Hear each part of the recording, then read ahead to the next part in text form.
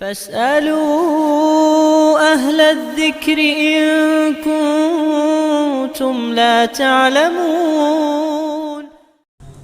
عام طور پر ایک سوال یہ پوچھا جا رہا ہے کہ تمباکو کھانے کے بعد، اسی طرح بیڑی سگریٹ کے پینے کے بعد مسجد میں آنا کیسا ہے؟ تمباکو کھانے کے بعد اور اسی طرح بیڑی سگریٹ کے پینے کے بعد اسی بدبودار منہ سے مسجد میں آنا منع ہے، درست نہیں ہے، مکروہ ہے، کیونکہ جن چیزوں کے کھانے سے منہ میں بدبو پیدا ہوتی ہے آپ صلی اللہ علیہ وسلم نے ان چیزوں کے کھانے کے بعد مسجد میں آنے سے منع فرمایا ہے۔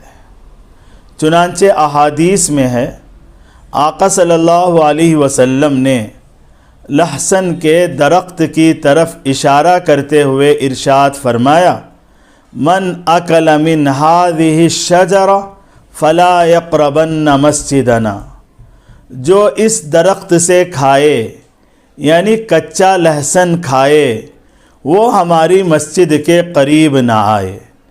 بدبودار چیز کھانے کے بعد مسجد کیوں نہ آئے؟ اس کی وجہ آپ صلی اللہ علیہ وسلم نے ایک اور حدیث پاک میں یہ بیان فرمائی ہے کہ اس سے ملائکہ کو اذیت پہنچتی ہے۔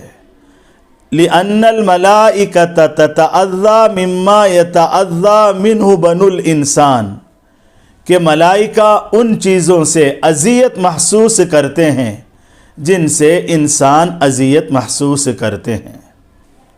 ایک اور روایت میں لہسن کے ساتھ پیاز اور مولی کا بھی تذکرہ کیا گیا ہے، اس سے مراد ان کا کچا کھانا ہے۔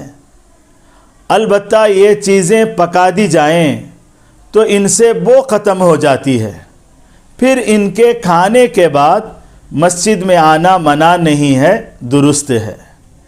اسی طرح تمباکو کھانے کے بعد اور بیڑی سگریٹ کے پینے کے بعد اگر کوئی اپنا منہ اچھی طرح سے صاف کر لے یا کوئی خوشبودار چیز کھا لے کہ جس سے وہ ختم ہو جائے، یا ایک لمبا وقفہ گزر جائے کہ منہ میں بدبو باقی نہ رہے، تو پھر اس کا مسجد میں آنا منع نہیں ہے۔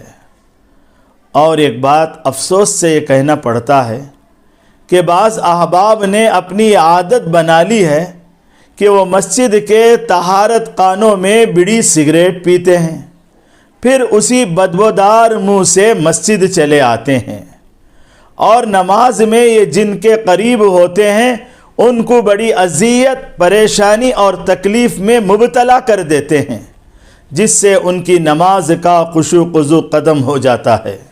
یہ بری بات ہے، گناہ کی بات ہے، اس سے باز آنا چاہیے۔ بہتر یہ ہے کہ ان بری عادتوں سے اپنے آپ کو محفوظ رکھیں۔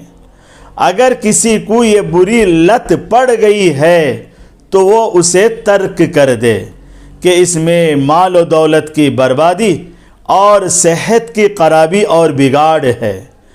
بندہ اگر کسی برائی کے ترک کرنے کا ارادہ کرے تو اسے ترک کرنا کوئی مشکل نہیں ہے، بس عزم پکا، ہمت سچی ہونا چاہیے۔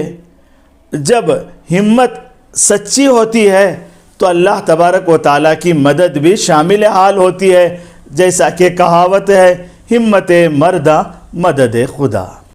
فاسألوا أهل الذكر إن كنتم لا تعلمون۔